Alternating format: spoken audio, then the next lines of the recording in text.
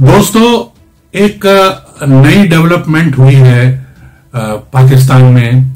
वो ये है कि वहां पर जो नए जनरल बनाए गए हैं मुनीर, वो आईएसआई के पहले सरबराह थे, हेड थे, और उन लोगों ने सबसे ज्यादा कत्लेआम बलूचिस्तान, भारत में आतंकवाद फैलाने में और दूसरे देशों में आतंकी सप्लाई करने में बहुत बड़ी भूमिका निभाई थी।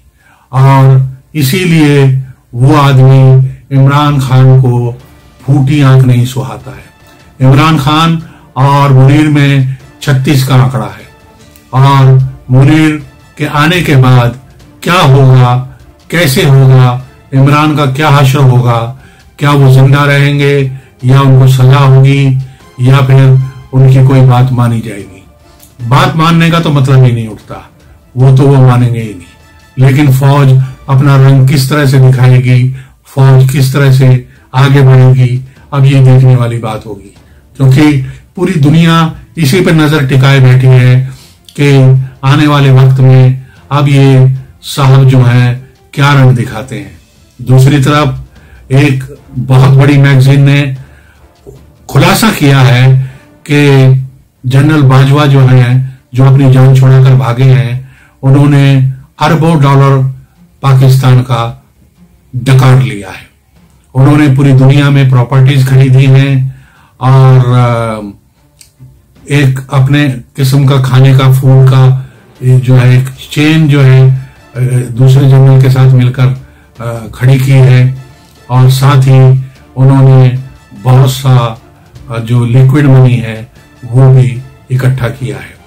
तो इसीलिए वो चाहते थे कि मेरी अब किसी भी तरह से जान छूट जाए, क्योंकि मैंने जितना करना था वो कर लिया, पाकिस्तान को जितना बर्बाद करना था मैंने कर दिया। हमारे शोहदा ने दिफाए वतन की खातिर अपना आज हमारे बेहतर मुस्तकबिल के लिए कुर्बान किया। हम अपने इन अजीम शहीदों की कुर्बानियों का कोई दुनियावी बदल तो नहीं दे सकते, मगर मैं आपको यकीन दिलाता हूं कि इनका खून रायगा नहीं जाएगा, और हम पाकिस्तान को अमन का गहवारा बना के दम लेंगे। और मजीद बरा लहू जो सरहद पे बह चुका है, लहू जो सरहद पे बह रहा है, हम इस लहू का हिसाब लेंगे इंशाल्लाह। तहरीक तालिबान की इशू पे उनके पास शायद वक्त भी नहीं है या उनकी प्रायोरिटी नहीं है, जिसका खमियाजा अब आवाम को भुगतना होगा। एक तो ये बात है। दूसरी बात ये है कि तहरीक तालिबान को ये तासुर मिल रहा था कि हुकूमत पाकिस्तान मुज़ाकरात में संजीदा नहीं है। उन्होंने 3 मुतालबे किए थे। पहला मुतालबा उनका ये था कि उनके जो गिरफ्तार लोग हैं उनको रिहा कर दिया जाए। दूसरा मुतालबा उनका ये था कि जो मिसिंग पर्सन हैं उनका हिसाब किताब दिया जाए। और तीसरा मुतालबा उनका ये था कि जो ट्राइबल एरिया की हैसियत है उसको दोबारा रिस्टोर किया जाए, उनकी आइडेंटिटी को दोबारा रिस्टोर किया जाए। अब वो चाहते हैं कि वो वहां से भाग जाएं, और ये कोई दिन जा रहा है, सुनने में आया है या तो वो तुर्की या फिर स्विट्जरलैंड या कनाडा, और शुरुआत उनकी दुबई से होगी, वो तो इसमें तो कोई शक ही नहीं है। तो वहां पर वो भाग सकते हैं, जा सकते हैं, जाएंगे शान से और फिर वापस नहीं लौटेंगे, क्योंकि कोई भी जनरल जो है इनका पाकिस्तान में नहीं रहता है, सब विदेशों में मौज मस्ती कर रहे हैं, क्योंकि इतना पैसा कमाया हुआ है। अब उसका क्या होगा। इधर जो नए जनरल हैं उनका ये हश्र है कि वो सिर्फ और सिर्फ आतंकवाद को फैलाने और मदरसों के अंदर जिहादी पैदा करने के काम में माहिर माने जाते हैं।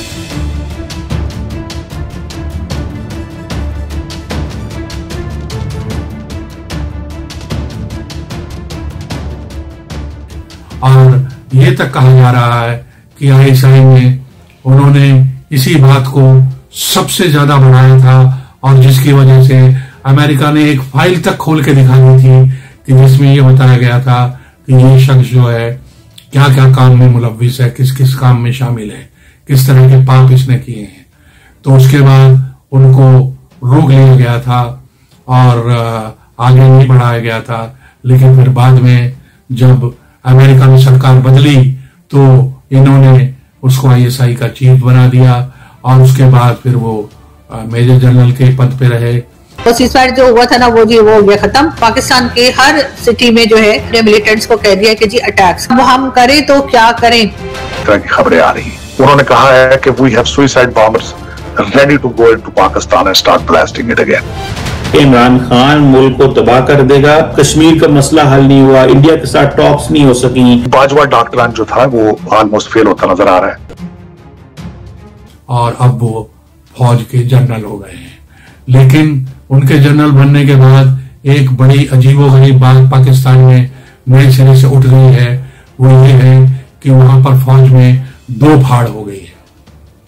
अब वहां पर विचारों की लड़ाई भी हो गई है, क्योंकि इसके पहले एक मिस्टर नदीम है और दूसरे हैं, वो सब जनरल के पद के दावेदार थे और उन सबको किनारे करके ये खुद इनको बना दिया गया। और वो उसके पीछे भी एक राज है। राज ये है कि बाजवा चाहते थे कि ऐसे शख्स को लाया जाए और शहबाज शरीफ भी चाहते थे ऐसे शख्स को लाया जाए जिसकी इमरान से ऐसे हो, और जो इमरान के लिए मतलब एक तरह से फुफकारने वाला नहीं काटने वाला सांप बन के मैदान में उतरे। और इसीलिए उन्हें चुना गया और अब इमरान की और उनकी ठन गई है। इमरान ने कह दिया है कि जितनी असेंबली हैं, जितनी हमारी मुख्यमंत्री हैं, उन सबको त्याग पत्र दिलवाया जाएगा और सारी सीटें खाली कर दी जाएंगी ताकि नए सिरे से चुनाव से पहले वो सीटें खाली रहें। लेकिन यहां पर भी ये चाल को फेल करने के लिए एक नए फार्मूले पर काम किया जा रहा है। वो ये है कि अगर वो त्याग पत्र देते हैं तो उन सीटों पर चुनाव करवाकर ये जो तीन पार्टियां हैं, एक शरीफ साहब की पार्टी है, एक बेनजीर वाली पार्टी है और तीसरी वो मौलाना साहब है उनकी पार्टी है, ये 3-4 पार्टियां मिलकर वहां चुनाव लड़ लेंगी और उसके बाद तो उनकी बल्ले बल्ले हो जाएगी। तो दोस्तों ये वहां मतलब ऐसा जैसे शतरंज बिछा दी जाती है ना, और उसमें ये तेरा घोड़ा, ये मेरा हाथी, ये तेरा वजीर, हर आदमी राजा को घेरने के चक्कर में है। और जो प्यांदा है वो भी राजा को धमका रहा है, जो घोड़ा है वो भी हिंगा रहा है राजा को देख के, और हाथी भी चिंगाड़ रहा है। तो एक तरह से पाकिस्तान अपने ही रसातल में डूब गया है और पाकिस्तान में अब फौज, पॉलिटिक्स और जो है एक आम जिंदगी, वो तीनों के बीच रस्साकसी चल रही है। हमने आपको पहले ही बताया था, इमरान खान ने दोस्तों यही काम करा था पहले 2014-2015 में। शी जिनपिंग आने वाला था, भाई साहब इन फकीरों की लॉटरी खुल जाती, नल से डॉलर निकलते अगर वो आ जाता आदमी। इमरान खान ने बोला यार अगर मैं प्रधानमंत्री नहीं हूं तो ये डॉलर कैसे ले रहा है? डॉलर तो फरागोगी लेगी, डॉलर तो बुशरा बीबी लेगी जो इमरान खान की वाइफ है, वो चोरी करेगी, ये लोग कैसे ले रहे हैं डॉलर यार? अच्छा इस बार मोहम्मद बिन सलमान को क्यों नहीं बुलाया? पाकिस्तानी दोस्त मजाक उड़ा रहे हैं मेरे, जो मेरे पाकिस्तानी दोस्त हैं मजाक उड़ा रहे हैं। वो कह रहे हैं मेजर साहब आपको पता ही नहीं इसका मतलब इस मामले में। मतलब क्या नहीं पता? अरे साहब इसके पैर में गोली चली है, ये गाड़ी कैसे चलाएगा? पिछली बार ड्राइवर बना था ना मोहम्मद बिन सलमान का। जब मोहम्मद बिन सलमान आया था, जब ये प्राइम मिनिस्टर था इमरान खान, जब मोहम्मद बिन सलमान आया था तब ये खुद पर्सनली रिसीव करने गया था इसको एयरपोर्ट, और इसका बेशक ड्राइवर बना था ये, क्योंकि इस वक्त वो प्राइम मिनिस्टर था, इसको खाने को पैसे मिलते। अब दूसरे का मौका है खाने का तो भांजी मार रहा है, ये कह रहा है यार तेरे को नहीं खाने दूंगा, मैं खाऊंगा तो मैं। अब ना ये प्राइम मिनिस्टर है ना ये ठीक से चल सकता है, इसके तो पैर में गोली लगी है। तो इसने इतना धमका दिया कि वो बंदा भाग गया वहां से। उसने बोला नहीं यार मैं जान छुड़ाओ, पाकिस्तान में कोई गारंटी थोड़ा है, को मारी गए कभी। आम आदमी परेशान है, दुखी है। ये एक अलग बात है कि हिंदुस्तान का नाम लेकर वो लोग कोई बगावत नहीं कर रहे और वो अब तक इकट्ठे हैं और जिंदा हैं, लेकिन फिर भी अब वहां लूटमार, मारा पीटी, झपट्टामारी और कत्लो गारत के सिलसिले शुरू हो गए हैं। कराची और सिंध में तो अब बाहर कोई चीज लेकर जाना भी, पहनकर जाना भी मुश्किल हो गया है। वहां तो ये तक कहा जा रहा है, एक सोशल मीडिया में मजाक बनाया गया था कि आने वाले वक्त में पाकिस्तान में इस बात पे भी डकैती पड़ेगी कि इसके झोले में सब्जी है, इसको लूट लिया जाए, क्योंकि वहां पे हालात इतने बदतर हो चुके हैं। आप यकीन नहीं मानेंगे कि एक रिपोर्ट में पढ़ रहा था पाकिस्तान के अखबार की, उसमें लिखा था कि आटे की जो भूसी होती है ना, भूसी जो यहां जानवरों को डाल देते हैं हिंदुस्तान में, या फिर कूड़े में डाल देते हैं, उस तक की रोटियां बनाकर लोग खा रहे हैं। बच्चों के पास दूध नहीं है, माएं बीमार हैं। गरीब हैं, गरीब क्या करेगा? ज्यादा से ज्यादा अपना कटोरा फेंक के मार देगा, जो भिखारी होता है। गरीब भी नहीं कहना चाहिए, गरीब तो अच्छे ही होते हैं। भिखारी क्या करेगा? कटोरा फेंक के मार देगा अपना, फिर उसको भीख नहीं मिलेगी, इसलिए कटोरा भी फेंक के नहीं मार रहे हो हमें। तो इसलिए पाकिस्तान जहां तक सीज फायर है लाइन ऑफ कंट्रोल पे, उस पर पाकिस्तान चुप है एकदम, दे आर साइलेंट। वो कुछ नहीं कहना चाह रहे उसके ऊपर, क्योंकि पैसे नहीं है, और भी दबाव है, और भी प्रेशर्स है। ये तो करेंगे दोबारा अटैक। और एनीवे जो आसिम मुनीर हैं, लेफ्टिनेंट जनरल, ये तो वही थे ना जो पुलवामा के समय ये ISI के चीफ हुआ करते थे। He was ISI chief during the time of Pulwama, है ना। तो ये आर्मी चीफ बना, अब पता नहीं क्या करता है ये। लेकिन इंडिया के खिलाफ कुछ करे ना करे, वो तो हम संभाल लेंगे। आसिम मुनीर जैसे 100 को भी। मुझे लगता है कि आसिम मुनीर जो है, ये पाकिस्तानियों को ना, ये और पीटेगा इनको, मैं बता रहा हूं। भाजपा ने तो इतनी मार नहीं लगाई, आसिम मुनीर और पीटेगा पाकिस्तानियों को। हिंदुस्तान इनकी मदद कर सकता है, कोई बड़ी बात नहीं है, लेकिन ये उस लायक नहीं है कि इनकी मदद की जाए। अगर इनकी मदद भी की गई तो ये उसमें से भी माल हड़प लेंगे।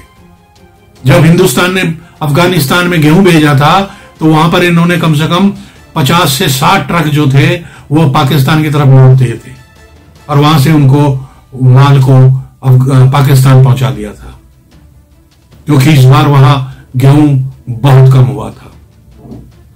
तो ये किसी का खाने से नहीं चूकते हैं। ऐसे लोग जिनको इन्हीं के लोग कोसने लगे हैं, उनका अब क्या हो सकता है कोई कुछ नहीं जानता।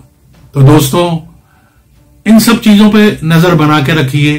जैसे ऋषि सुनक ने कहा कि पाकिस्तान जो है एक ऐसी राह पे चला गया है जहां से उसका लौट पाना अब बहुत मुश्किल है। यूरोप के कई देशों ने भी पाकिस्तान को अब एक मजाक का वायस बना दिया है। तो दोस्तों, अपने आसपास नजर रखिए और कहते रहिए, जय भारत मां जननी, वंदे मातरम।